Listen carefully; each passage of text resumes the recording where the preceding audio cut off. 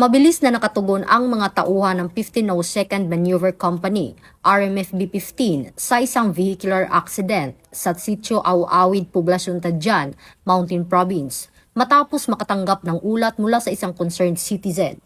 Pagdating sa lugar, agad na nagbigay ng first aid ang mga pulis at dinala ang rider sa pinakamalapit na ospital. Ayon sa attending physician, ang biktima ay nasa impluwensya ng alak at pauwi sa barangay Kayan East nang mangyari ang aksidente. Dinala sa 1502nd Maneuver Company Headquarters ang motorsiklo para sa tamang safekeeping. Pinuri ni Acting Chief PNP Police Lieutenant General Jose Melencio Nartatis Jr. ang mabilis na aksyon ng mga tauhan at binigyang diin na patuloy ang PNP sa pagbibigay ng serbisyong mabilis, tapat at nararamdaman para sa bagong Pilipinas.